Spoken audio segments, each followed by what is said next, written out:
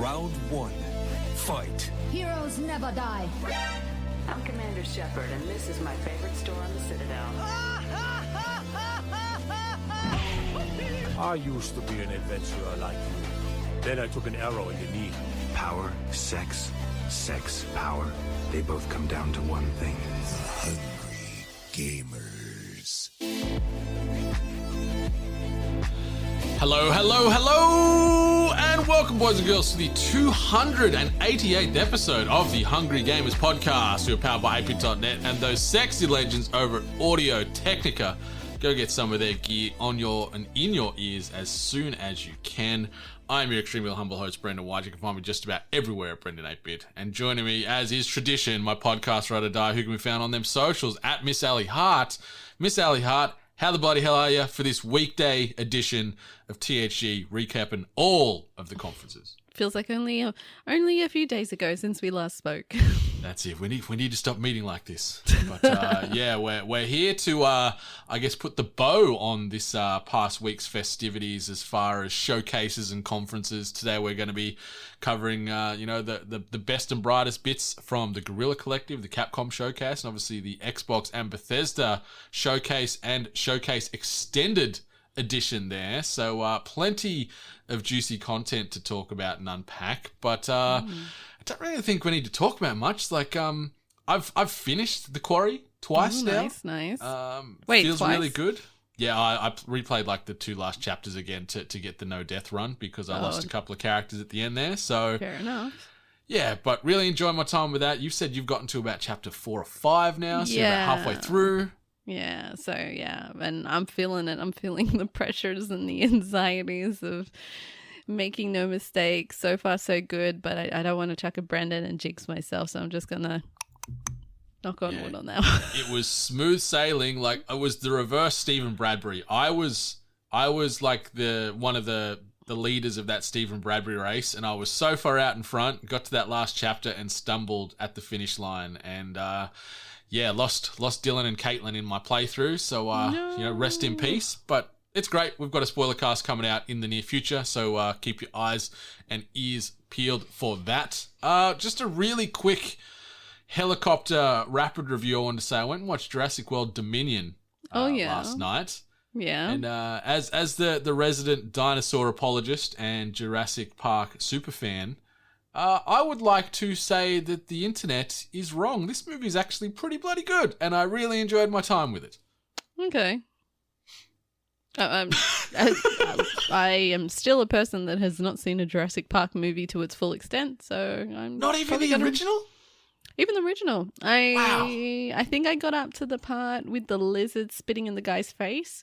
Ah, yep. And I think that was about it. I think I kind of clocked out as a kid then because I think that halfway. actually terrified me. Yeah. So I haven't actually seen how it ends. I don't know if they even get off the island or whatever. So who knows? Well, you've got that plus another 5 movies to consume eventually. But the best way to describe this movie is think of like bands you loved in the 90s or think of those old nostalgic bands that are still like touring today, and like you'll go see them and it's probably not the best or they're not at the peak of their powers that they were in, say, 1993 when Jurassic Park 1 came out, but they play all those hits you know and love. And that's what this movie is. It's like sort of like a bit of a love letter to the first one. Like there's so many Easter eggs and nods to the first movie or interactions from the first movie or like redoing scenes or adjusting them ever so slightly. There's so many like fan servicey moments, but I was eating it up. I was having a great time and I'm like, oh, there's that. Oh, I remember this. Oh, they're doing that. Like it was just like that the whole time. I was like Leonardo DiCaprio on the couch in my movie chair doing that point constantly for 2 hours and 20 minutes. But it's good. Like it's not an Oscar winner by any stretch of the imagination, but great popcorn film. Really like what they did with it. There was some cheese in there, but I'm fine with it. I enjoyed it. Fair 7 enough. out of 10. 7? Okay. That's friendlier than a lot of people have given it. So I've heard some people say nice things about it. I've also heard some people say terrible things about it. So I guess everyone can kind of maybe meet in the middle. Yeah, I can sort of understand where some of the terrible things are, because there is a few moments where you're like, oh my god, seriously, like what's going on here? But then some big set piece happens or a big cool moment. I'm like, oh, what? I've forgotten about that thing I was just having a gripe with. But Jurassic World Dominion, good fun, funny, some horror, some action, some drama, some big boom moments. Like it's a good film. Well recommended if you're looking for a big popcorn movie to see you through till Thor next month. Because that's, 3 weeks away, I think, till Love and Thunder comes out, and I cannot wait for that, though. Yeah, and then the Black Phone comes out next month, too. Oh, it's going to be so good. Chockers. Yeah, it's going to be a good time. But I like that you use the word chockers, because this episode is chockers full of new announcements. So we're not going to worry about housekeeping. We're not going to worry about competitions and giveaways. That stuff can wait. We're done talking about what we've been doing. But Miss Hart, let's just jump here. This week's news headlines. I guess we could start with the indie showcase known as the Guerrilla Collective. So this played out over the last couple of days, about 24 to 36 hours ago, give or take, at time of recording here. A good smattering of titles. We're not going to deep dive on every single one, but we'll start with a couple that sort of stood out. And one of the first ones there was Hellpie. So it's been announced for a July release date. It's the Conker's Bad Fur Day like demon action platformer from Head Up and Slugify. Was shown off in a safe for work trailer, in air quotes, where they pretty much censored a third of anything on screen because it's very crass. It looks great. The tone looks very interesting. What did you think of Hellpie? I like this one. I think this is the second time we've seen it. I can't remember when the first time we saw like a trailer. Maybe it was an announcement trailer for this one, but I kind of like its style. I like how crass it is. I like how raw it is. I like the comparison to Conker's Bad Fur Day because I feel that's pretty accurate. I'm going to keep this one on my radar because it looks like the right kind of messed up for me.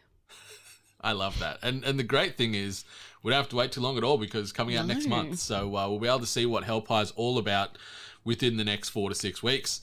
We also got a nice gameplay trailer for Nivalis. So that's from Ion Lands, the developer of Cloudpunk. So they showcased a nice gameplay slice set in the same cyberpunk city as their previous title. We saw a lot of like neon-soaked slice of life sort of functionalities where you're growing and managing a restaurant and nightclub empire in said city. So really, really cool aesthetic. You know, we just sort of eat up that sort of cyberpunk neon fever dream vibe. And this one's certainly on my radar. Yeah, looks peaceful. It looks like you might get to just kind of escape into the cyberpunk city environment and just chill. The calmer side of cyberpunk. There's no Johnny Silverhand's crazy debauchery going on. You're just running a nightclub and a restaurant and just having a great time. Gone fishing. Yeah, I love fishing. Lost in Play is also one. It's sort of like a children's cartoon style vibe. It casts you as a brother and sister who must explore dreamscapes, befriend magical creatures and solve puzzles in order to make your way back home. Really cute, very endearing looking game. Stood out amongst a lot of the titles in the Guerrilla Collective today. This one was very sweet. I actually was surprised to see it because I remember on Reddit, I can't remember which subreddit it is. I think it's probably the game dev one, where this studio has been just posting like small snippets of this game.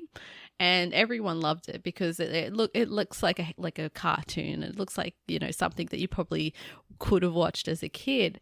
But what I love about this game is that it's the creators are saying that they're trying to keep it true to the point and click adventures that they grew up with, and I see it like I felt very nostalgic when I saw this game. So I'm actually really looking forward to this one because this one just looks very sweet. It's very cute. So yeah, it's worth chucking on your radars, listeners. We also then got a nice a few assortments as far as new trailers and announcements on The Block, Glitchbusters, Stuck on You, Necrosmith, Elsie. And then we just had an announcement for an early beta for a game called Beware Legends of Dragon Slayer. And that's a game that looks like a bit of an indie fusion between God of War and Kena, Bridge of Spirits, which is obviously the fantastic Sony exclusive that came out last year, mixing in plenty of puzzles, combat, and exploration. Yeah, I think this one's worth keeping an eye on too. Yeah, when you relate them to those two games, you probably hopefully onto something. But overall, it just looks pretty. Looked like a really pretty environment. Another one that looked really pretty, Coral Island, launching in early access this coming October, and it's Stardew Valley meets Animal Crossing, so a nice big juicy community sim, and the fact it's coming out in a couple of months, and obviously we're both big fans, you especially on the Animal Crossing realm, and Stardew, if they can get another community sim, another world builder there that's going to allow us to lose hundreds of hours building up our little respective islands, I'm all for it. Yeah, they've smashed the 2 best games that they possibly could to sell that game. Mm-hmm. Yeah, tick and tick. Next thing equals profit. All right, we also got a trailer announcement for Lords of Ravage, which is going to be coming out this November. And then we saw a explainer trailer for Wanderlost, which is a zombie-infested world you need to survive by gathering materials, crafting weapons, tools, and building shelters to try and survive in this post-apocalyptic society, which is kind of in a it was a positive spin. You know, there's zombies and everything going on around here, but the tone is so it's cute. not Walking Dead, that's for sure. It was actually really, really cute. And this is like another, like, I wouldn't say it's identical, but the style once again reminded me sort of like Don't Starve Together. And I kind of liked this whole idea of, you know, approaching the zombie survival experience, but, you know, doing the whole gathering materials, building yourself a little house and everything. I thought it was cute. I might have to keep an eye out for that one too. It was cute. Something else that's cute, just the naming and the wordplay. Spookalele demo has been announced for that. Just the title itself. I love a witty title. And Spookalele, I'm like, yeah, okay. Might have to find some time to check out the demo. It didn't look like it was something that was typically in my wheelhouse, but it intrigued me. Then we got a gameplay trailer for Falling Out. Also, some gameplay explainer trailers on Ghost Lore and Evil. And we also got a trailer for Ending Extinction is Forever, which is a game, or Endling, sorry, not Ending. It places you in the paws of the last mother fox on Earth. So you've got to teach your cubs how to survive this harsh world, or your species will be gone forever. So absolute tearjerker, obviously. Yeah, it was this pretty, game going to make me cry. Mm-hmm. Mm-hmm. I'm down to play it though. I'm down to feel very fragile as a little fox. Loving some foxes. Or a big fox, I guess, if you're the mum fox. We also had an open alpha week announced for Above Snakes, which is a Western-inspired base builder set in an isometric tile-based world where you can explore different biomes and uncover the mysterious secrets buried within. So the open alpha week has commenced right now. It started from June 13th and it's running through to June 20, I guess, /2020. /21 here for Australia, and it's open for everyone to try. So if Above Snakes sounds like a game for you, you can jump in and try it now at no cost over the next few days. Yeah, it was a good spin on like almost like procedural builders kind of thing. Yeah, it looked pretty good. Certainly not a genre that I play too heavily, but I'm like, maybe. And as is the greatness with a lot of these showcases is the game's coming out right now. There's demos and alphas and betas that you can get in early and sink your teeth in to see if it's going to be for you. And then I'll just do another quick run off here as far as other games that got a bit more love and focus. We had ORX, or Oryx, I guess you could pronounce it as. Please Touch the Artwork was another one that got a bit of focus. Vivarian, Research and Destroy, Ninja or Die, and Captain Velvet Meteor, The Jump Plus Dimensions. So there was a good amount of games there, you know, close to or just under 24 games or so in the Guerrilla Collective there. Whole heap of genres, whole heap of art styles and tones, and there's certainly something for everyone there. Well worth checking out the Guerrilla Collective showcase. Yeah, definitely. I think they did a good job in kind of putting together a lot of indie titles of different styles and makes and everything, and just putting them together. Also, just overall in a presentation, we always talk about that there's sometimes a lot of downtime in showcases, and sometimes that can be wasted time. I don't want to say that, but some of us like prefer to kind of just get Keep a few trailers up. Exactly right. Yeah. So I think they did really well with this presentation while having a few little tidbits in the middle, and I like that it was a mix of game trailers and then some other games kind of doing more in depth of what their game is about. So it was a good showcase, I believe. Yeah, I think it certainly respected the viewers' time on that one. Yeah, like definitely. they juggled real gameplay slices, announcements with some nice little dev interactions, and kept it at a pretty good pace. Another showcase that I clocked in at a pretty good pace was the Capcom showcase. So Recapcom is what we're going to title this one. Sorry about that. That's terrible. But only rolled in for around 30 minutes, this one. Didn't have anywhere near the amount of games that were showcased in something like the Guerrilla Collective, for example. It was led off with Street Fighter 6, where they ever so slightly expanded on the exact same trailer that we got at Summer Game Fest, which is a bit annoying. And the announcement, or the focus on Street Fighter 6, that there's going to be one more announcement in 2022. So there was an announcement for an announcement to come. Okay, Capcom. Righto. It still looks pretty. I still really like what they're doing with the art style. I know you weren't a big fan of sort of the color splashes and the graffiti with the special moves, but I think it looks funky. Like, don't get me wrong. There's it has like a style about it. But just to me, for some reason, there's a lot of like bits of this like that we've seen from the game that's feeling pretty dated, or a callback to like styles or attempts that were kind of done to kind of make games look cooler or edgier, or I guess more connected with the youth. I don't know.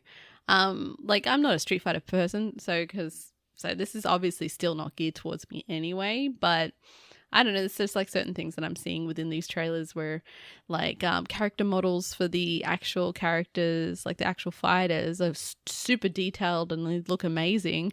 And then they're interacting with people in the street and their faces are just really like basic and like not detailed at all. So, I mean, you know, still got time to fix, but yeah, I don't know. Street Fighter 6, it hasn't wowed me.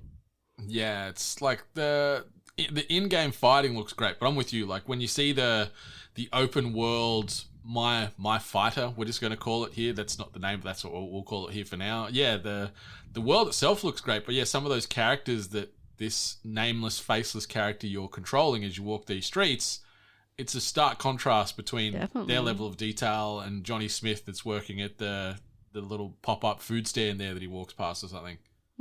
Yeah, I don't know. Like, it's weird things that I've noticed about these trailers, and like I said, I'm not the target market, so they probably don't really care what I have to say, but just what I've taken away from the trailer. Who knows? Maybe this other announcement that's coming in 2022 will be the one to sell it for you. So, yeah. So any Street Fighter fans or fighting fans, just know that we've got another Street Fighter 6 oriented announcement coming sometime in 2022. Boy howdy. The next thing that Capcom sort of jumped into was Monster Hunter Rise Sunbreak, which is a, in quotes, massive expansion to the Switch and PC exclusive Monster Hunter Rise. And yeah, they showed a new trailer revealing more details, that it will be getting a demo also, which is available to play right now. So any Monster Hunter Rise fans that wanted to try out Sunbreak, there is a demo available right now for PC and Switch users. The trailer also shared some of the maps and monsters fans can expect, and they include returning monsters Daimo, Hermitor, Espinas, Gormagala, and Pyre Rachna Kadaki in a new form. The jungle map from Monster Hunter 2 will also be available and is being enhanced to match Rise's more open areas. Lucent Naragacuga was also announced to be joining Sunbreak in August as part of a free title update, and more updates will arrive in fall, winter, and next year. Sunbreak will officially be released on June 30, 2022. I have not played Monster Hunter Rise on Switch or PC. I played some Monster Hunter on the PlayStation a couple of years ago, but I enjoyed it. I have not gone back. This is great from what I can see with the tried and true Monster Hunter fans out there. They're excited for this, especially for the Switch players, but it wasn't a big needle mover for me. More so, I'm going to sound a bit snobby here, but graphically, obviously the Switch is not as strong as a PlayStation 5, Xbox, or PC, so the graphical fidelity was not always shining through in this Monster Hunter Rise Sunbreak trailer. To be honest, the quality of the stream overall wasn't great. Yeah. We should really like have a talk about when you have these kind of gaming events and you're trying to showcase the best of what you've got, and yet you're streaming in like 720. Like, you know, you can't, like, this isn't just for Capcom, by the way. This has been a returning problem with the streams. You know, you can't be like, we're showing a game in 4K, but we're streaming at 720 it's or 1080. Baffling, isn't it? I had to pivot for a second. I paused the I didn't watch the Capcom stream live, but I watched it like on demand. Yeah. And I noticed that. I paused it for a second. I'm like, is my internet like laggy? Is it buffering right now? Like, is it scaled back down? And then I jumped into, like, I clicked on to, let's say, the IGN recap of it. It was the same thing. So Capcom was just spitting this video feed out at some low res. It was disgusting. It was rough. It was rough. So, I mean, these games, if they were struggling already, then they didn't, the streaming quality didn't help.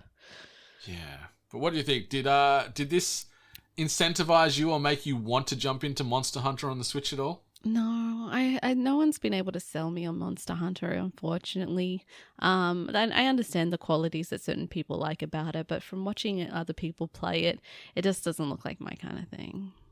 I think it's a game, at least for me, I enjoyed it when I was playing with other people. Solo, oh yeah, I could see that. Not a good time. But yeah, all the Monster Hunter fans out there, I think they'll be excited to be jumping into the demo right now or playing this Sunbreak DLC in 15 days' time at time of recording.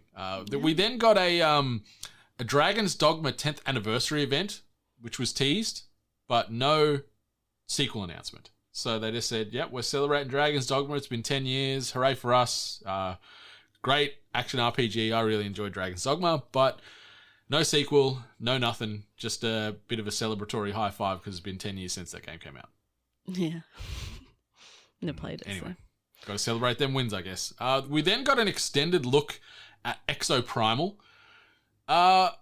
It's funny because I was just praising how great and cheesy and fantastic Jurassic World Dominion is. And then this Exoprimal is full of dinosaurs. And I could not care less about this game if I tried. Like, it looks so silly and not in the silly ways that sort of hook me. It just looks silly and soulless and just...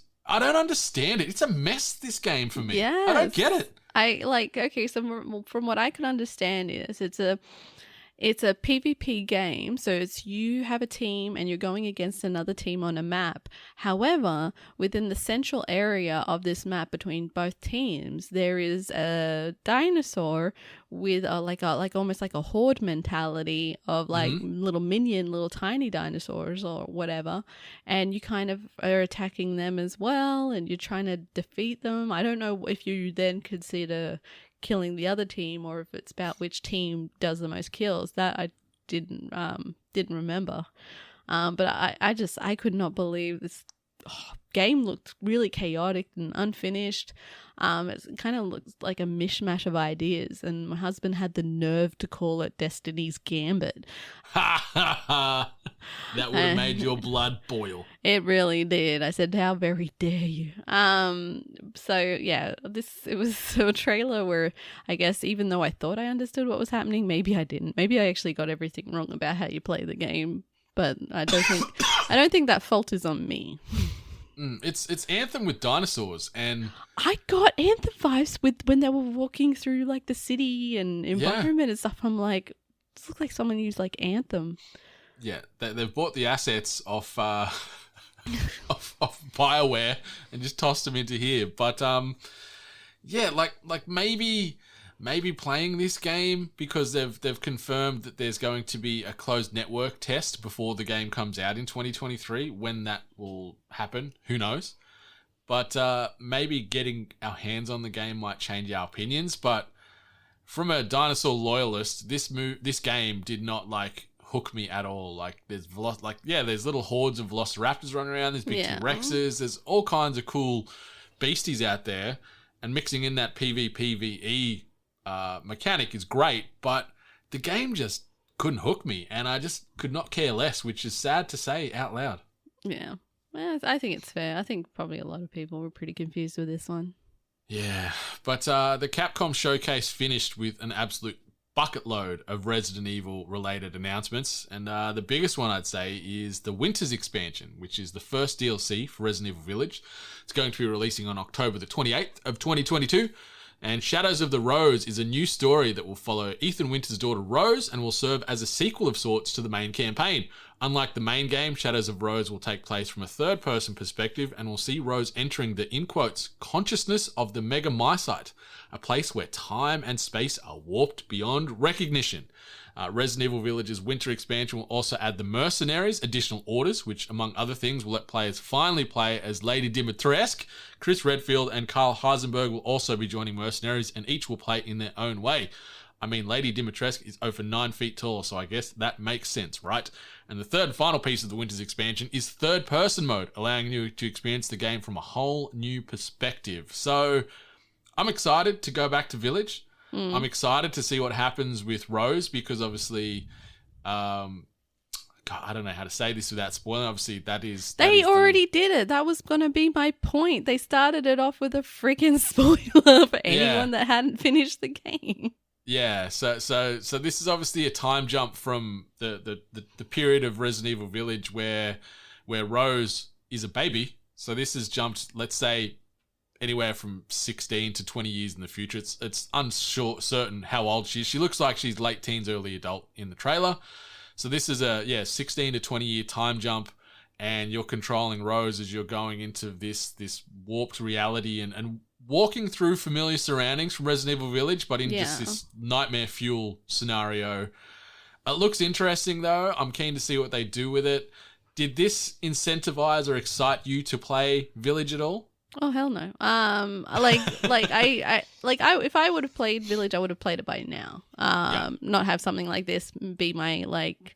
Don't get me wrong, I would love to play as Lady Dimitrescu. I liked that we could see like her point of view, and you're just like you're just towering over people, and actually, Resident Evil really knows what their audience wants, don't they? So we got a VR mode, and then we're gonna get a you are Lady Dimitrescu. So I'm gonna play the Mercenaries and just be Chris Redfield and just lay there and let Dimitrescu just step on me, kill me. Just take my life force, Lady Alcina, please. And then after the RE Village announcements, we had confirmation that Resident Evil RE-verse, which obviously is the multiplayer game, which was originally set to launch alongside Village at the start of 2021, will officially launch on October the 28th as well. So RE-verse is a 6-player PvP deathmatch game that puts players in the shoes of characters from across the Resident Evil series. Aesthetically, they've done a lot of work on the graphics since this was first announced. It looks a lot better. Do I care about it? Not really still, but at least it looks better. So there's a bit more of an incentive to give it a try, especially if it's going to be free. They haven't confirmed nor denied if this is paid now, but I'm assuming it's going to be free. Maybe. I thought it had to be free. I thought it was. I honestly thought it was like a free game when you bought Village. I thought that was the thing, but maybe I made that up. But I don't know what the incentive is to play this. It's just, been, just killing peeps. Kill or be killed. So, good luck to them. A lot of these PvP modes that they continually try to do in conjunction with these Resident Evil games, they rarely work. They rarely do. They nail the survival horror formula. They've got it down to a science. But when they try and mix in these other types of deathmatchy sort of subsets, it just doesn't seem to be executed the right way. But hopefully, with this extra, 18 months of marinating from when this game was meant to be released, hopefully it's going to come out and be good. And maybe for owners of Resident Evil Village, you get this for free, but if you don't, maybe the game's going to be like $10 or something. That's the only way I could see this being justified as a purchasable game. I don't think so. I just don't see a lot of people going out there and buying it. And then what hurts is that, like, if there's not enough people buying it or playing it, then you don't have a server full of people. Yeah, it's a catch-22, isn't it? Yeah. As a live game, you need players, unless they're going to allow you to have bots on teams. But then how fun is that too? So, and then we also got some additional gameplay showcase of Resident Evil 4 Remake, which was the big addition as far as the showcase, and this little gameplay slice was seeing Leon Kennedy have the ability to move while aiming his gun now. So obviously in the original RE4, once you were ADSing, you were stuck. Those feet were glued to the ground, but now you can be moving around and shooting as you go. So that's a nice little shift They also said that the game will also feature, in quotes, a lot of modern flourishes and that the Ganado have been completely redesigned. So this game, I'm excited for this next year. You know, Q1 coming out. It's going to be great. Let's see what they've done with RE4 because it did really elevate this franchise after it was getting a little bit longer in the tooth at the back end of those first few games. So that's cool. And then they closed it out by letting us also know the Resident Evil 2 Remake, Resident Evil 3 Remake, and Resident Evil 7 are getting free next-gen upgrades for PlayStation 5 and Xbox Series X/S.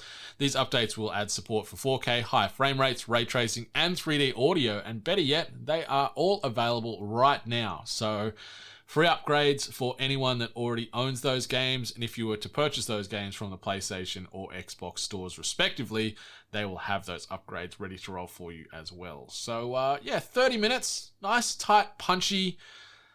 A couple of games that didn't really hit Exoprimal for one. Street Fighter was a non-event, but I was excited to see a lot of Resident Evil there. And yeah, it was pretty much a Resident Evil showcase primarily because the rest of it's sort of forgettable for me. Yeah, I wouldn't necessarily call it a nice, like, tight showcase. I felt like a lot of things were dragged on. And, like, I actually truly could not believe, like, how much they would continue focusing on things and they would just keep going and talking about it. And yeah, like obviously I feel like they did that mostly with Monster Hunter. There was like it was a lot of stuff. And obviously Exoprimal went on for too long and we still don't know exactly what the case is with that one. But yeah, the Resident Evil content just kind of kept going and going and going and going. And this was definitely an event that maybe people could have missed. I know a lot of people felt like they had to kind of catch it live to, but I definitely think that this one could have been missed. Could have been a video for later. When you think of these developers or these publishers, when they announce they're going to have a showcase, you think there's going to be a big, huge, monumental announcement. So exactly. You feel you have to tune in. But a lot of this stuff we're already well aware of. And knew of. Obviously Resident Evil 4 Remake, it was announced in the last couple of weeks already. And we just so there wasn't any world first or world premieres. There wasn't really any of that. Was it the Winter's expansion that they were just kind of banking on? Yeah. And like that's cool. I'm excited to play it. Like we knew there was DLC coming. It's nice to at least get the confirmation that it's coming in October and that Re:Verse is releasing the same day. So that's fun, but yeah, I was waiting to see some more announcements from some heavy hitters, like where's me Devil May Cry or something like that. Where's something else from the Capcom archives that they could have tossed out there to get the world a little bit more hyped. But 30 minutes, it did stretch in those parts. I completely agree with you there, but 30 minutes is much better than an hour, that's for sure. 30 flew by, even though some parts dragged on. I don't know. Maybe it could have been 25. Maybe it could have been 20. Oh, all right. You've landed on some good points there. But I guess we can pivot now into the largest showcase. So this showcase was that big. It was broken into two parts. So we're talking about obviously the Xbox and Bethesda showcases, which we had the extended cut run just this morning. And then we also had the big primary 90-minute showcase that was running Australians Monday morning / rest of the world Sunday evening. As far as those time zones, we got an absolute bucket load of games and announcements. This kept a great pace. Like when we're talking about Capcom being a bit bloated and stretched, even though this did run for 90 minutes, it was just bam, bam, bam, bam, bam, bam, bam, bam, bam. Like I think they nailed the pacing of this, but I guess we can start sort of working our way through the games and the main hit points. It started off with Redfall, obviously the co-op FPS game from Arcane, which was slated for release at the back end of this year, but it is now coming to Xbox and PC in 2023. We got a nice extended look at the game, the combat, the world itself. They talked about some of the characters, how the game plays. I'm excited to play Redfall, especially playing with some friends. It looks like it's going to be 4 players, or you can play solo, and they've confirmed that if you play solo, you can still get that singular Arcane experience that you used to with stuff like Dishonored, and Deathloop and stuff like that. So I'm keen to play some Redfall. You excited to kill some vampires? No, this game, like, I don't know what it is, but I just have absolutely no interest in this game. But this, like, also stems from the original announcement trailer that we got last year or maybe the year before. Like, I believe it was mostly a cinematic as well. But yeah, like, this was one of the trailers that, like, I felt like, I'm like, I don't care. I just, like, I'm gonna go look at my phone for a bit because I really just do not care about this title. I can see where, you know, other people probably enjoy it, but for some reason it's just, you know, it's just not on my pulse. That hurt me like a stake to the heart. That was I know. I thought you might be in on this. You said the whole you can play with like other people. I'm like, he's down one. It's like, where's the door? Where's the door? Get me out of here. But yeah, like it's got that Arcane aesthetic, you know. Arcane have a very distinctive looking art style with their game, and this looks like it fits that same mold. I like the concept. I like the combat and the abilities and mixing different certain classes to synergize attacks and whatnot. But I definitely want to know more about it. I didn't watch some of the extended dev diaries and stuff that they announced this morning in the extended showcase, and there's a lot of stuff online where they're talking to people from Arcane about what to expect with Redfall. But from what I saw in the showcase, I'm excited because we only did get like a gameplay, a cinematic trailer last year when this was announced. So I'm excited that we actually got to see some gameplay, and I'm excited to play next year sometime. We also then got some gameplay on Hollow Knight Silksong. So obviously this is the long-awaited sequel to indie darling hit Hollow Knight. Seeing you take on the role of Hornet as you traverse a mysterious and dangerous underground world of bugs and dark secrets. It's a 2D platform with obviously a ton of mobility, and it's going to be playable day one with Game Pass. We got a lot of that in this trailer. They were hammering home the not so subtle messaging as far as console timed exclusive or console exclusives or playable day one with Game Pass. Like, it was a lot of flexing.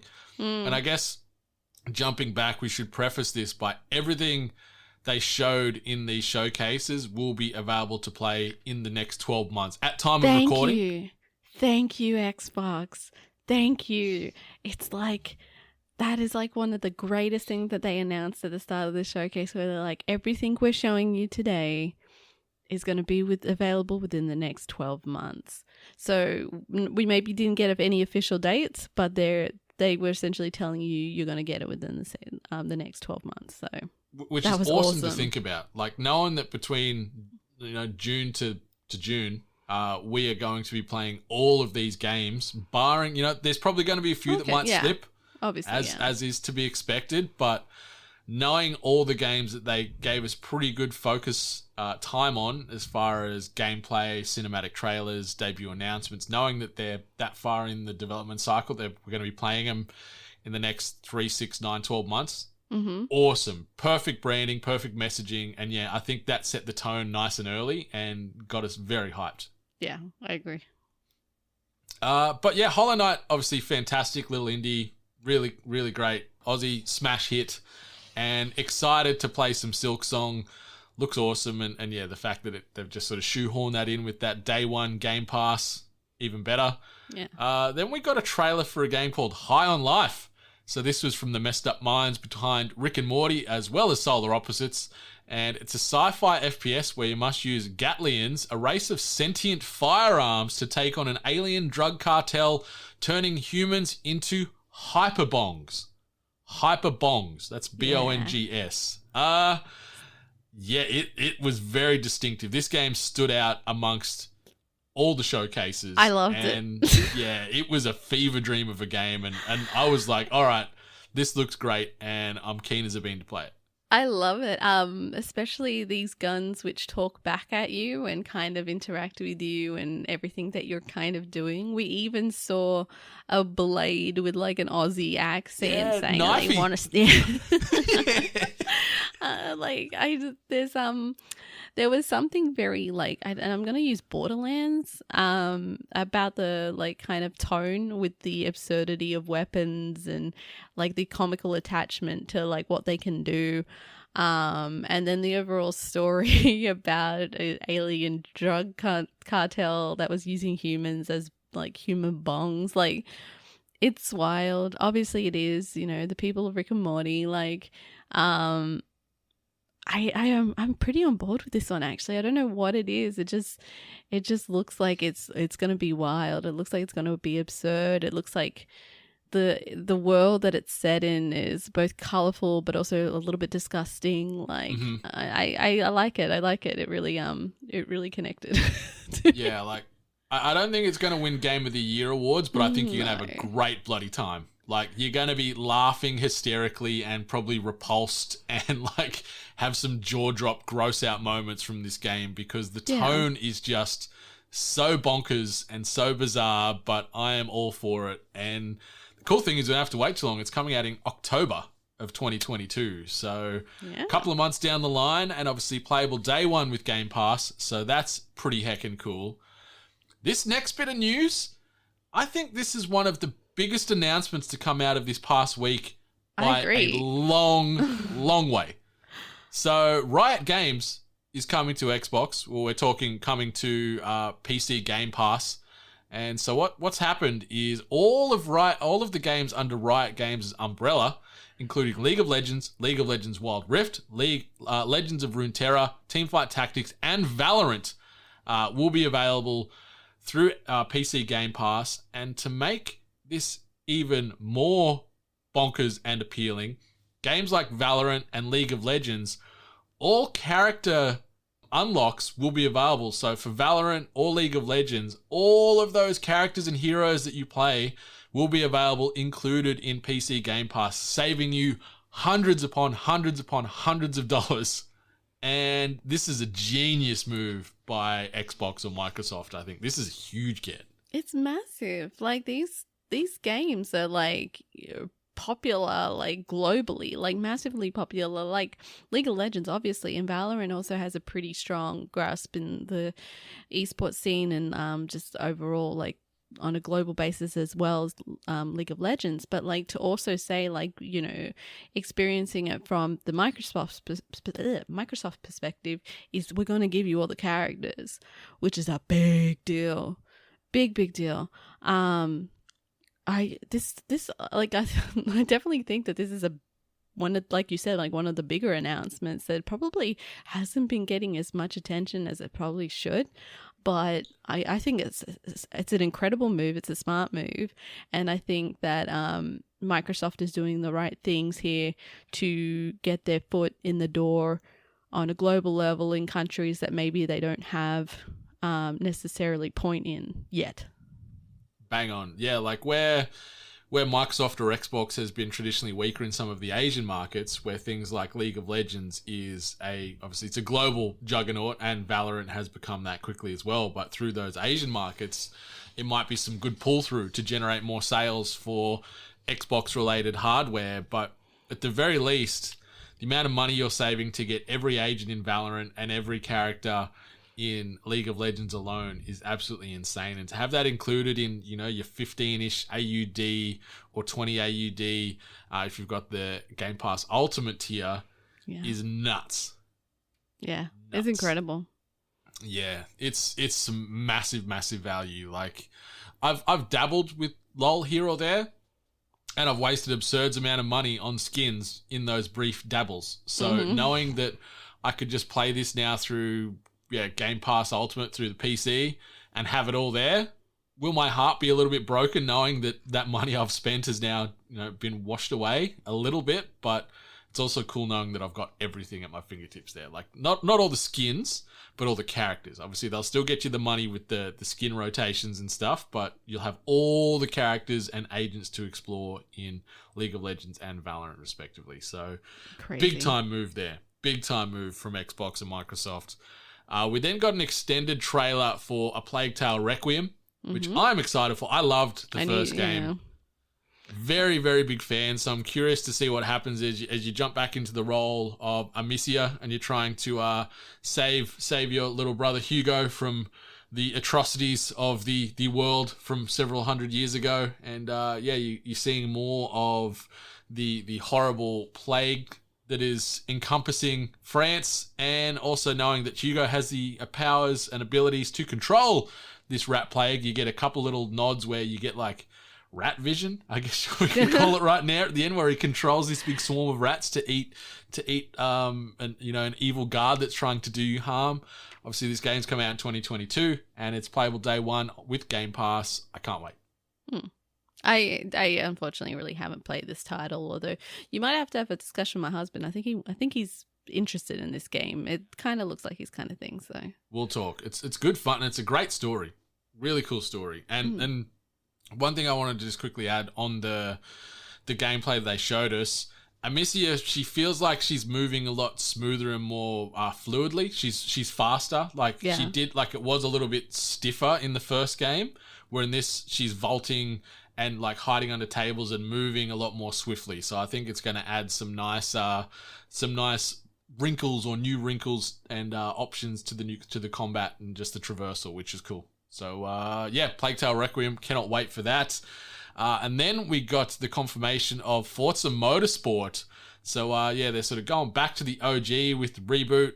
A good probably 5-ish minutes worth of showcasing Forza in all its beauty. You know, racing games are some of the best looking video games you'll ever see in your entire life, and showing the structure and just the tiny little details on the vehicles and the customization you can do with that, and what happens when you take the cars into the pits, and how, environmental effects like dirt's building up on tires and water and scratches. This game was gorgeous. Holy shit. I'm, as previously established, I'm not really much into racing games. Forza Horizon being the one game that won me over. But there's still I have a level of appreciation of the amount of detail and effects that they've added to this one. It's very pretty. It's very, very pretty. But I know that the enthusiasts out there will really, really appreciate this one. Most definitely. So this is the traditional racing sim that is the bigger brother, I guess, to the arcadey Horizon offshoot of Forza. Yeah. So you've got both flavors there, depending on what you're looking for. It's coming out in US spring of 2023. So we don't have to wait an awful long time. Obviously, everything that we're talking about here is going to be out within the next 12 months. Awesome. We got some updates on Flight Simulator, the 40th anniversary. Cool. I can appreciate and respect and admire what they've done with these Flight Simulator games over all these decades, and the latest one is obviously getting a lot of love. I have still yet to play it, but the 40th anniversary version will be coming out in November 2022. So playable day one with Xbox Game Pass, and they've also confirmed that the Pelican from Halo will be in the game. So if you want to boon around with Cortana and Master Chief in tow, potentially, maybe, I don't know, you can do so with the Pelican as well. I like that the Flight Simulator matched up with the Smithsonian. Thank you. To add the planes of history into the game that users can experience. So I like that they're kind of making that connection there. So that's it. I like that. Yeah, Pelican, we got helicopters, planes, jumbo jets. If you can fly it, you can fly it in Flight Simulator, it feels like. So, so that's pretty cool. And then we got a bit of love, new trailer for Overwatch 2. Obviously, it is entering early access on October the 4th of 2022, coming to PC and Xbox consoles. A little bit of story interweaving with some gameplay, showcasing a new character known as Junk Queen as well. Haven't played Overwatch in quite some time. Haven't played Overwatch 2 at all during some of these little beta sprints they've had and things, but I look like more Overwatch, which is a good thing. Yeah, I mean, it kind of made me want to play Overwatch again. The second wave of beta testing experiences will be open on the 16th, she says, with not a great deal of confidence. But so they're obviously doing some beta testing before the early access. I like the Junk Queen. And it seems like a lot of other people really like her too. She's kind of cute. I also seeing the cinematic for that, her little scene. I'm just like, God, like, I know you guys are pretty shitty and you've done a lot of shit, but someone needs to animate. Yeah. Like, this is a franchise that would be perfect on Netflix. Like, yeah. Like, or any streamer. But, like, we've seen what Arcane did on Netflix. An Overwatch animated series.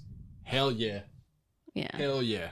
So that was definitely something that I took away from it, because I'm just like, these characters are adorable. They've got a brilliant cast of voice actors. Like, you've got the story established there. Just go for it. I really believe it will do well. I think so. Yeah, like the first Overwatch was a global hit, and obviously numbers have ebbed and flowed in the years following. But I think Overwatch 2 will give it a nice little injection and reinvigorate the player base.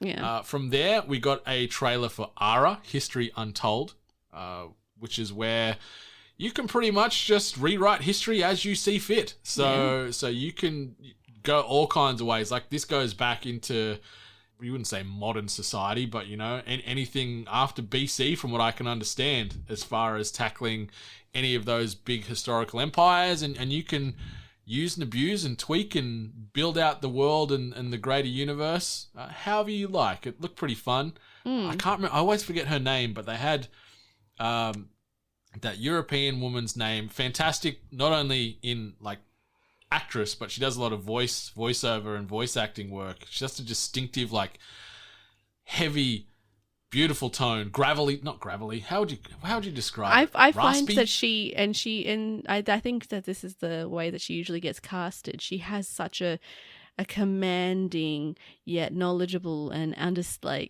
voice. So when you want to get a character that, you know, can command attention and also, like, you know, tell a story, essentially, she does perfectly for that.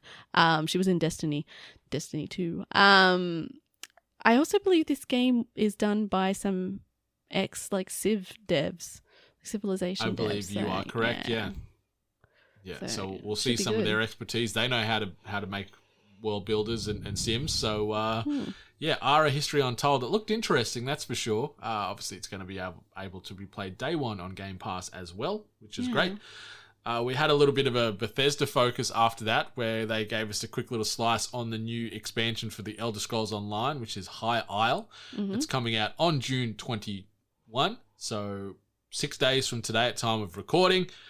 It's a big new expansion with new characters and new big bads to deal with. It's focusing on sort of the Breton race. Looked interesting. I enjoy my time with Elder Scrolls Online, but I haven't been back in quite some time, and I don't think I want to go back for quite some time more. Yeah, fair enough.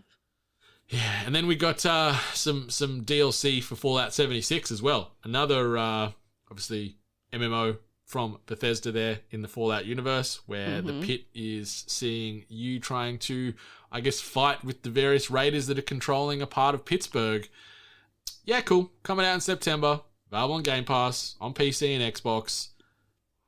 It's another one. I fell off Fallout 76 really. Like, I enjoyed my time with it, but I just fell off so quick and just haven't been able to get back on. Yeah, hopefully this DLC content will work out for them and, you know, get them in the bag.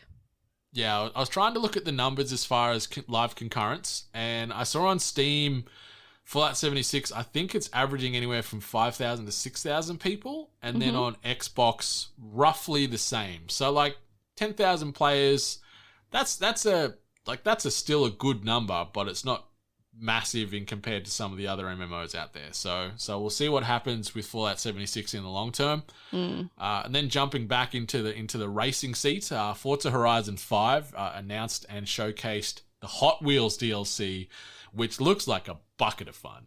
The trailer did a good job of selling it. I just hope it's as wild and fun as the trailer showed, because it felt very like the GTA custom race maps that you can do online. It looked very much like that, but very, very shiny, nice cars. Perfect way to describe it. And the great thing with this Hot Wheels DLC, it's coming out on July the 19th, or I guess July 20th here in Australia. So it's officially my birthday present. So thanks to Forza for the Hot Wheels DLC coming to Xbox consoles, PC, and Xbox Cloud streaming. Yeah, July 19/20 in the AU. Then we got another little trailer for Ark 2. Some more dinosaur combat. Great. Big, mean T-Rex. Great. Vin Diesel riding big, mean T-Rex. Not so great. But coming out in 2023 on Xbox consoles, PC, and obviously Xbox Cloud streaming services. I'm going to jump into this with you on day one. Let's reimagine our Ark lives and see if we can tame some of these beasts and build a little Ark community. But what do you think? Did this trailer move the needle for you at all? No, it was a nothing it doesn't trailer, give you wasn't anything. Yeah, it doesn't give you anything. So I'm not going to hold my breath, but I will take a reason to return to Ark. So yeah, but you know what? You don't have to be blood to be a prehistoric family. So it's good to know that at least. So paraphrasing Vin Diesel as best I can, or as worse, I don't know. I just don't. I'm sure you improve anything that dude says. So I think I could probably sing better than him, but that's a low bar to step over. I still can't believe you showed me that song about 12 months ago now. You're welcome. The next one, though, definite needle mover for both of us. We got a extended gameplay trailer for Scorn, which has been on our radar since the Xbox Series X/S was announced years ago. We thought this was going to be like a day one release. It's coming out several years down the track. It's making its way to Xbox consoles, PC, and xCloud on October 23rd, 2022. And my God, does this game give me the heebie-jeebies in all the right ways. It looks gross. It looks so disgusting. I can't wait. It's going to be amazing. Also, internet, stop calling us perverts just because we're really interested in this game. Like, we're not sickos. Like, we appreciate art of all forms. True. Yeah, it's a love letter to HR Giga in every sense of the word. But you know what? It's also a nod to a lot of first-person shooters that I'm going to say that maybe the PC generation probably grew up with a little bit more, where titles like some first-person shooters were a little bit on the gruesome side. Okay.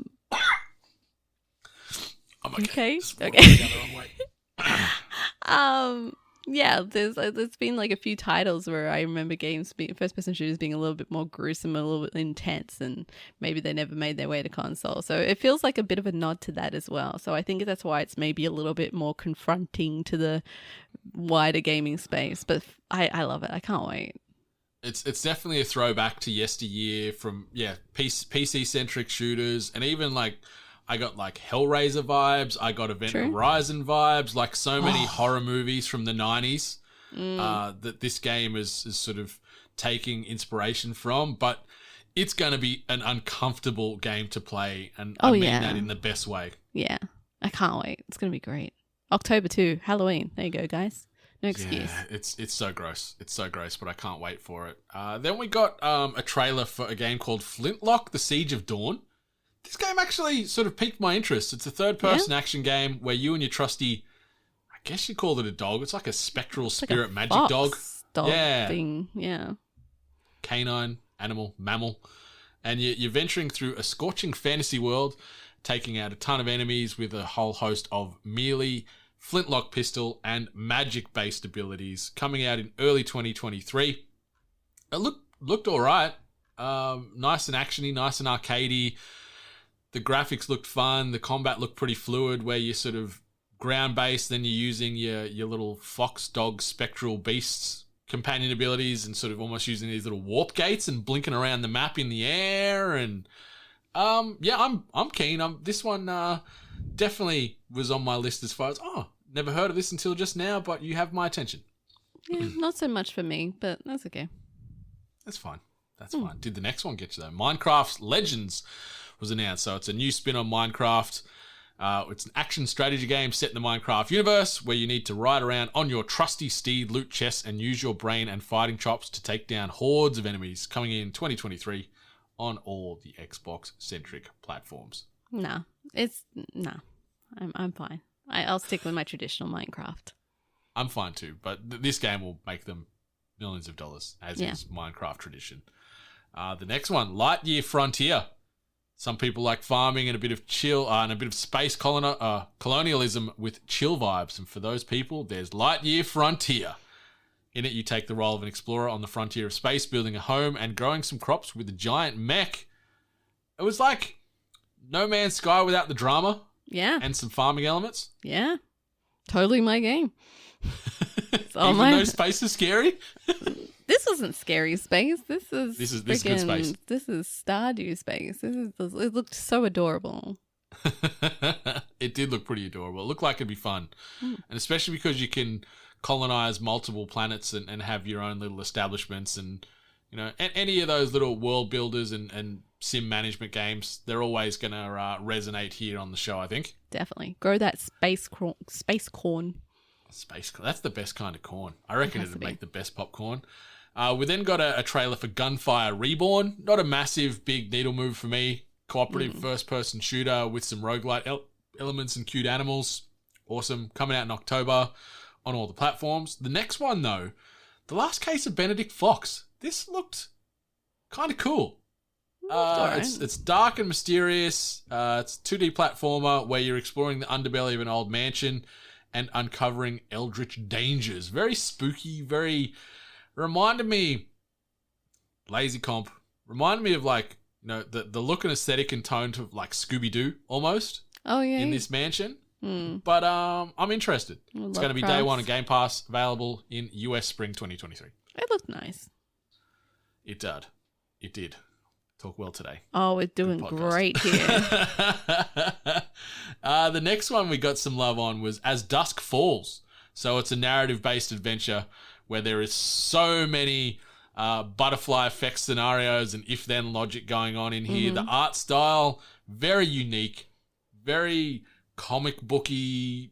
Graphic novel, yeah. Yeah, graphic novel is the perfect way to describe it. Cool thing is it's coming out on July 19th as well, so a second birthday present for myself. Thanks, Xbox. But yeah, look kind of cool, and I love these narrative choose your own adventure type of games where you can multiple get these endings. Unique experiences. Yeah, I love that. I like that sort of stuff too. Yeah, and yeah, it stood out from an aesthetic point of view. The next one made me think about downloading this, and I've preloaded the download for Naraka Blade Point. So that's a third-person action battle royale game from NetEase. So it's making its way to Xbox console. And the cool thing is that it's going to be cross-platform. So you'll be able to play with PC players and Xbox players alike. You know, the anime weeb fanboy in me got very excited to live out my samurai and brutal combat fantasies here. Will I be very good at this game? Probably not, but I'm going to give it a spin because it's not costing me anything apart from time. Yeah, it looks intense, but it also looks very pretty for that kind of style of game, so... Yeah, no doubt. The next one, Pentiment. It's a 2D medieval adventure game where you, as an artist living in the times, must go through and experience all of the troubles, joys, and horrors present as you explore the world around you. So this is coming day one on Game Pass. This is the new game by Obsidian. Sneaky little announcement from those heavy hitters at Obsidian. Looked kind of fun. Looked interesting. You going to give Pentiment a spin? I probably will. I love the art style and what they're trying to stay true to with how illustrations were in the time and kind of keeping it to that. It definitely got me curious. So I'll look forward to looking into this one a little bit more. And the tone and the writing, like Obsidian are great narrators as far as building out stories. Exactly. And you can sort of see it in this little slice of the gameplay demo that they're hitting on some great tone and some good wit. We've also got confirmation that Grounded is moving out of its early access state and be releasing in full in September. And they're also confirming that this is going to include the full story, and that on the back of that comes with a ton of, obviously, weapons and customization options. Grounded is an awesome game, awesome concept. Obviously, Honey, I Shrunk the Kids in video game form. Exactly. But if you got phobias about big bugs and spiders and things, this game might freak you out a little bit. Don't they have like a filter or something? I think I remember. You can turn the spiders into like a blob. Yeah, something along those lines, which I appreciate. They obviously knew that was probably going to happen. Yeah, but I'm keen to give this a go when it comes out in full, like just to try it. I've never played it. I've played it for about 2 hours. Okay. It was good fun. Cool concept. Maybe September on everything. and Game Pass. Then we got Ereban Shadow Legacy, stealth action game. Looked interesting. Didn't move the needle a ton for me. Me either. But looked like it could be fun. It could be challenging as far as the stealthiness of it that you need to be managing there before these robots get you. Yeah. Next one. Yeah. Shout out to Ereban Shadow Legacy. I'm sure you're going to do great. Coming in 2023. The next one, though, one of the other big announcements, or one of the big takeaways for me, Diablo 4 got an extended trailer. They've also confirmed that the fifth and final class is going to be the Necromancer. And holy guacamole, this game looked great. It's coming in 2023 to PC and Xbox consoles. The world itself, like, I only played Diablo 3 in the last 18 months or so, but this game, night and day, graphically looks stunning. The verticality, awesome. The fact that there's story and voice acting in the game now, so I can actually get some narrative and care, I'm down. There's a lot of it that still feels like traditional Diablo to me. The big boss battles that you can kind of do with friends, yes! like that's what got me. I was very excited to see this giant boss just in the main map area with the vomiting gold with his, His big giant like brick arm thing. Yeah, it was amazing. I actually am really looking forward to that kind of like boss battle, fight that kind of happens just anywhere randomly. They went into a lot more detail on essentially what they're going to add to the game as well once you finish story. They're essentially saying like, hey, even though the story's over, there's still going to be a ton of content and we're going to keep on working on it for years to come, which is always good to hear considering how loyal the fan base is. Bought the game 3 times. It's pretty hype. A lot of people are pretty excited for it. So, and the character customization, as far as having those 5 classes, you can obviously it's in Diablo Immortals. You're seeing it now that you mentioned on the mobile game, but they're bringing that into Diablo 4, so you can make those classes your own. Yeah, and the Necromancer is also in Diablo Immortal, so people can kind of get a taste of it there. So. Yeah, this looked really good. And as you mentioned, those big world battles, which almost become like a raid boss. So it's your party of 4. Then it looks like there's almost like 20 members. So I guess you join an instance with a ton of other people trying to strategize and take down those big hell beasts. Strategize. Yeah. Point and click. Swing harder, boy! Looks so good, though. I'm excited. I'm in. We got a Sea of Thieves update, which they're calling the Captain Update. It's coming out on July 21. And the biggest part of it is you can customize and name your own boat, and also give you some other ease of access where you can sort of sell loot in new spots and quicker ways to sort of generate those gold coins. But it's just great. It's just charming, this game. Loved the little musical number that they did for this. I think it's brilliant, creative, original. It stood out, and it just also maintains the essential vibe of the game. So I thought it was just a great little update announcement that was done really well. It's one of Microsoft or Xbox's biggest success stories. Like, this game has just gone from strength to strength, and the player base is in the tens and tens of millions. Like, and extremely loyal. Yeah. Yeah. So it's awesome. And Rare just keep churning out new content all the time to keep you coming back. So that's cool. Then also had some showcasing of Ravenlock. It's a third-person action-adventure game where you sort of this young girl, this young heroine, and she gets pulled into a mirror, into a creepy world. And like Alice in Wonderland. Looked interesting. Yeah, very Alice in Wonderland. No Cheshire Cat in a tree anywhere, but plenty of other weird pixelated beasties. Yeah, I don't know. Like, it looked interesting, but I wouldn't necessarily say too much about it necessarily drew me in as a day one kind of thing to be interested in. I might see it in passing in the future and give it a try. But this next game, I reckon we might be having a peek at. So Cocoon was the next game on the release slate, and that's from the mind behind Limbo and Inside.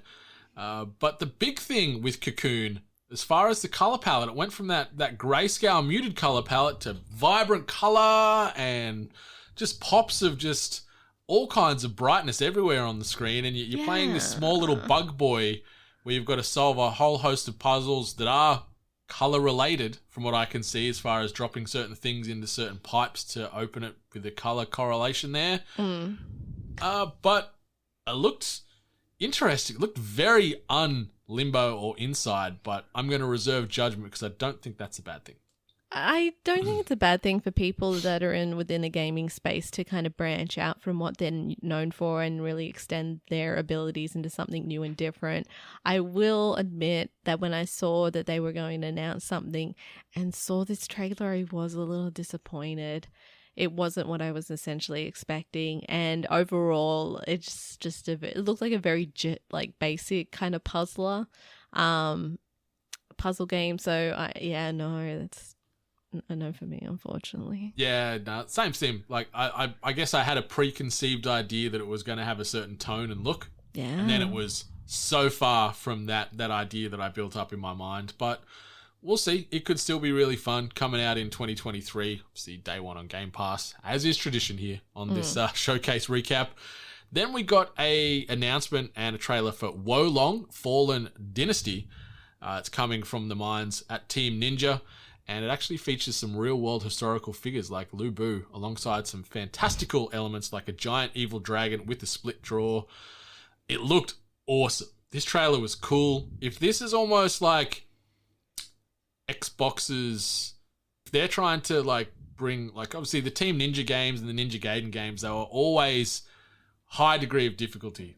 They weren't mindless hack and slash. You were getting beaten down repeatedly. And if they're going to try and take that sort of Soulsborne formula here and try and compete with From Software with something like this, I'm all for it. Obviously, we had the Neo games, which were set in that sort of samurai feudal area, feudal timeline as well. Yeah. But we're getting more of that here with Wolong Fallen Dynasty. It looked really cool.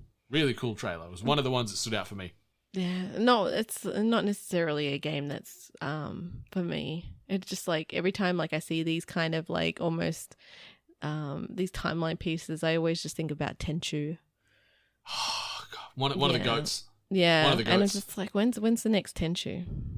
I just still remember the first mission in Tenchu so vividly, where you get to the final boss, and I remember you sort of breaking through the roof and you're fighting this evil shogun guy, and he's like, oh, it looks like you chose the wrong party to crash, and he's sort of doing this hip thrust thing.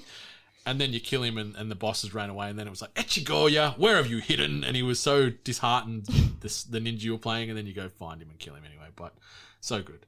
Great I used to love cutting people's heads off and arms off in that game. I like stealthing and just doing yeah, and throwing the poison buns down. Yes. And watch them get an upset tummy. Such a good game. Yeah, bring back Tenchu, please. One of the goats. Another big announcement. Massive. Persona is on Xbox at last. So Persona 3, Persona 4, and Persona 5. So we're talking about not the mainline Persona 5. We're talking about Royale and stuff like that, and the PSP variations of some Persona of these 4 games. Gold, yeah. Yeah, so 3 legendary JRPGs which are very beloved, and they've been tied to PlayStation for a very, very long time, making their way to Xbox. Staggered releases, so 5 is going to be coming out on October 21 of 2022, and then the other 2 will be coming out at dates later to be confirmed. But another big move, another winds of change going on here, where we're seeing franchises and personalities that have typically been synonymous with PlayStation over the years now jumping in with Team Green. Yeah, this one hurt the PlayStation fan base. For the, those kind of fans, they were genuinely quite shocked to see that Xbox got the upper hand and got some of these titles. So I'm excited because I've seen a lot about Persona and it seems like a really fun game. So I might play it. Hell yeah. Persona 5 has a great soundtrack and it looks really cool. So maybe now I'll play it. It's so great, but the short version with Persona 5 is most adults are evil. You can't trust any of them because they're all sexual predators and violent abusers. That's my takeaway from Persona 5, but it's great and it's really cool, and I'm happy to see more great games end up on both platforms. And I'd be saying the same, like if there was Xbox-specific titles that have been with Xbox for decades going to Sony, I'd be saying the same thing. Like Fable on PlayStation. See, I wouldn't be sad about that because Fable's great. And we got a new one on the way, which we didn't get any announcements about at all on this showcase, which is a shame. One of the other big boy announcements here, which has been long rumored. This has been marinating for a while. We've covered this in sort of rumor pieces in the news on THG over the last, God, I don't know how many years, 12, 18 months at least, right? Maybe at 2 least years. 12 months. At least 12 months. And whispers. Absolute and whispers. Yeah. But it's been confirmed that the next game that Hideo Kojima is working on with Kojima Productions is a game for Xbox platforms. So we don't know anything about the game. We don't know who's in it, what style of genre. Kojima was very happy, as he always is and always seems to be, and he said this is the game that he's been wanting to make his entire life. So that's a big line to say. Obviously, that's tied into the Xbox Cloud. Something he mentioned there. Yeah, so I'm assuming it's going to be a live game. Yeah.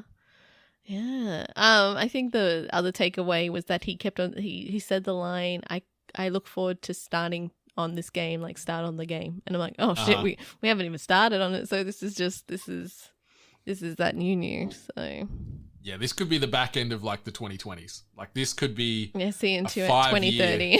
Yeah, this could be a 5-year release cycle before this thing hits consoles. But is this tied into the other rumors churning around the internet about Overdose, the horror game that has the actress that played Mama in Death Stranding as the lead? Is this game, or is that another game that Kojima Productions is working on, as well as a sequel to Death Stranding? So, yeah, Kojima Productions keep very busy.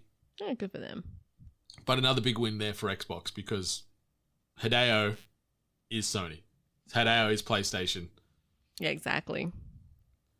And the Xbox and Bethesda showcase closed up with an extended look at Starfield, where they showed some cinematics. They showed a lot of gameplay. They talked about how it works. They talked about 1,000 planets to potentially visit and explore and colonize.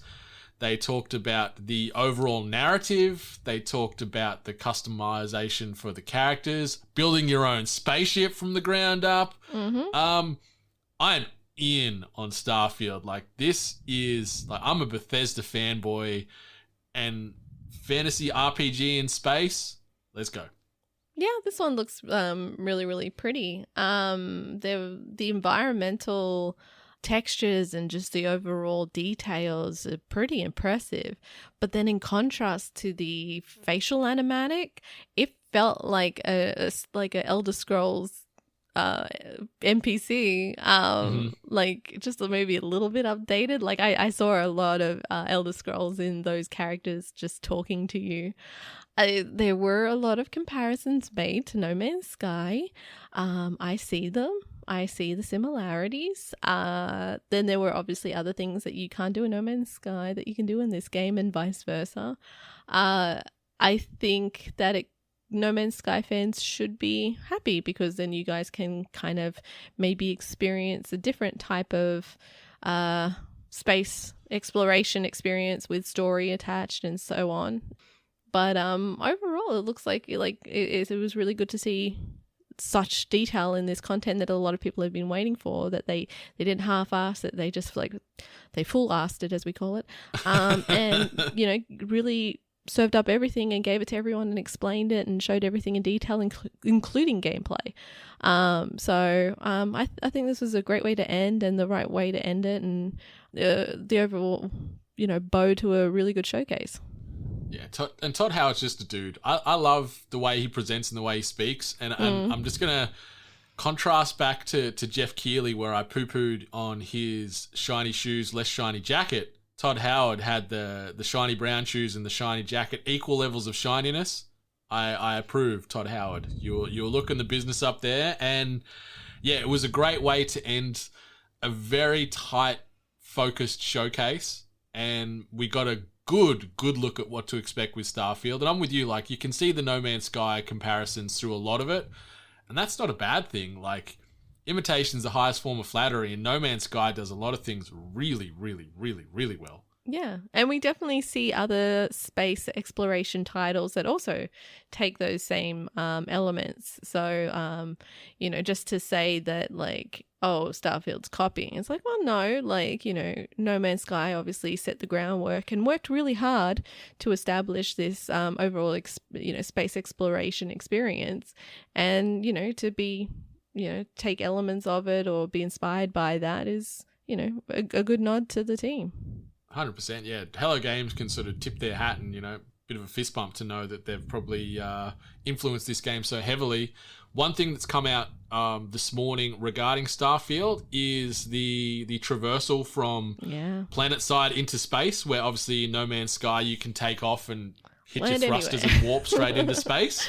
Yeah. In this, it's going to be, you're going to take off, get into orbit, and I guess there's going to be like a load screen, and then it's going to have you in space. So it's not going to be a seamless ascent or descent in. It's going to load you in. Mm-hmm. There has been a bit of hullabaloo about that on the internet already. Like, it would be cool to have that moment, because that is really great about No Man's Sky, where it's seamless going from space to topside on a rogue planet. But exactly. You know what? I'm keen. Like, I love Bethesda and how they write stories, and No Man's Sky had a great universe, but obviously the story was told to you in a very subdued, subtle way, with little kernels that you find occasionally here and there, where this is going to have you a bit more of a direct hand holding, where you have markers on a map to go here to talk to characters and stuff, and I'm all for it. So yeah, coming out in 2023 on all the Xbox related platforms. Big way to end it. And then this morning, obviously, we had the Xbox Games Extended Showcase, where we got a lot of deeper dives with studio devs on a lot of the games that we've just mentioned and covered there. So it's worth a look at. And they also had some coverage of Xbox Fan Fest, which has obviously been running all around the country. I wanted to go to it on Monday, but that 3 a.m. start was just not in my DNA this year. So appreciate Xbox. I did have an invite, and I feel horrible for not going, but at the same time, I just love my bed too much. 3 a.m.'s rough. It's tough. But also, we got a sneaky showcase for the Texas Chainsaw Massacre game, which is coming out in early 2023. Looks horrible. Looks great in all the best ways. Leatherface and co chasing you around. Really gory trailer. Well worth a look at. Coming day one on Game Pass. And then that showcase was ended with some focusing on Stalker 2 and a broader snapshot on what it means to be working in the Ukraine right now. Like, it was completely different to everything else we've seen this past week as far as showcases and feature pieces.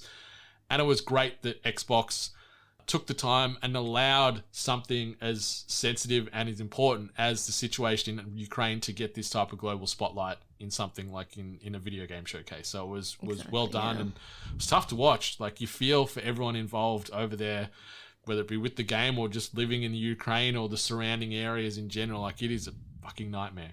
Yeah, I'm just seeing the devs' vlogs that they were taking, essentially, of how they were kind of like set up, like some of them were just, tied up into their bathroom or whatever, or just, living within like the resources in a box and everything.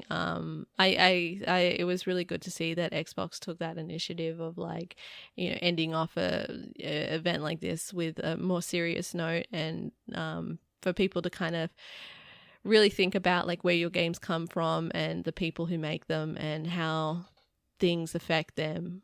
So no, I totally agree. It was a nice way to end it.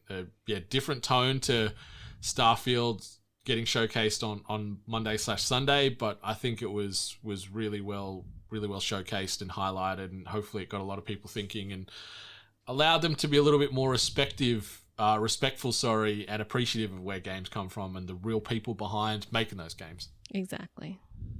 Well, I guess we could end this episode with our overall thoughts and showcase standouts from the Xbox and Bethesda showcases. So, Miss Hart, did we want to go like back and forth here, or do you like, we've got 4 each? Did you want to rattle all 4 of you off, or do you want to? I'm happy to. Pretty much I've said what I've said about these titles anyway. But the 4 that I kind of like highlighted, I'm sure we've got a lot of similarities anyway. But the 4 that I've highlighted is High on Life, wonderful wackiness, awesome. Scorn, disgusting, gruesome, awesome. Arc 2, Vin Diesel, not so great, but dinosaurs, awesome.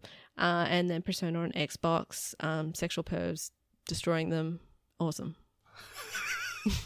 Maybe not in that order. Yeah, definitely destroying them, awesome.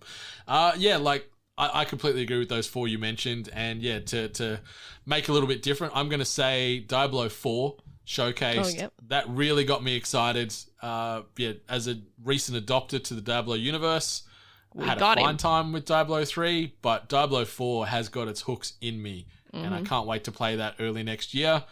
Riot Games and Kojima. So they're 2 of the biggest announcements from this past week by a wide margin.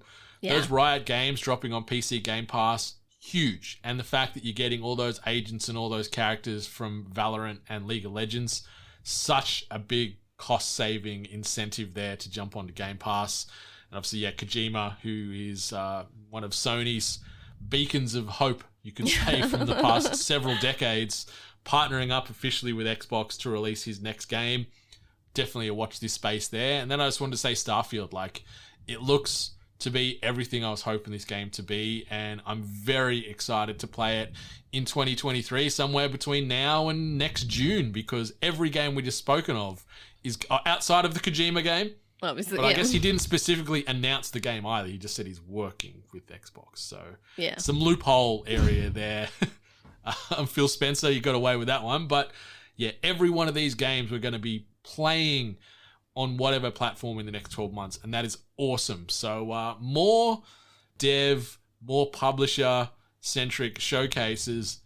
Do it with that tighter timeline in mind. Yeah. Everything coming out in the next 12 months. That's awesome because it gets the hype levels high and gets everybody excited for what's to come. Exactly. But overall, I think this is one of the stronger Xbox showcases or events they've done in quite a few years. I agree. Hit everything for me. There was a couple of games that missed from a personal standpoint, but overall, I loved it. The time flew by. It was punchy. Announcement. Didn't get too bogged down in too many titles, and it just kept the good times rolling. Exactly. I agree. I think that this was definitely probably out of all the showcases that we've seen the past few days, this has been the standout one on, obviously big titles, but a better flow, a better sequence, and kind of hoping that maybe next year, obviously we'll have more titles, but then maybe Games Fest, the actual showcase might be able to take a few notes. Definitely. Well, they've got live audience next year for Game Fest. Oh, Jeff no. Keighley's confirmed, so we'll see how that changes that dynamic too. But yeah, that brings us to the end of our showcase or Summer Game Fest extended coverage here for THG. Obviously, we're going to be taking a little bit of a mini break with episode 289 of THG in the regular format, dropping on Monday, June 28th. So we're going to have no release coming out this coming Monday. We're going to have a little bit of a break, and then the episodes will come back to their normal rotation in Monday week. Keep an eye out for our spoiler cast on The Quarry dropping in the next couple of weeks. You can check out the new Elvis movie next week, Minions: The Rise of Gru, or Umbrella Academy Season 3 drops on Netflix next week as well. So plenty of things to keep you occupied over the next 14 days or whatever by the time the episode comes out. But Miss Hart, that brings us to the end of THG 288. Anything else you wanted to say before we shut this sucker down? Yeah, don't forget, guys, we actually have a Discord, and we've been talking a bit back and forth about what we liked, what we were interested in. A few people have pointed out a few titles that maybe we've missed that they've been looking into. So if you just want to chat what we've been going through the past few weeks, something that maybe caught your eye that we didn't mention, hop on the Discord, let us know. We love discussing all the new titles that have kind of been mentioned, and maybe the ones that we didn't get to see. Definitely, and that link is in the show notes of the podcast here. So just click down on that expanded episode description, click that Discord link. It should route you straight there. If it doesn't, hit me up on the socials at Brendan8bit and I'll get you a fresh link. Follow Miss Sally Hart at Miss Sally Hart. Follow us all as a 8-bit collective /whole at We Are 8-bit. But until next time, 8-bit Nation, where we see you in a little while's time, it's been our pleasure to bring you this coverage. Much love. And stay hungry.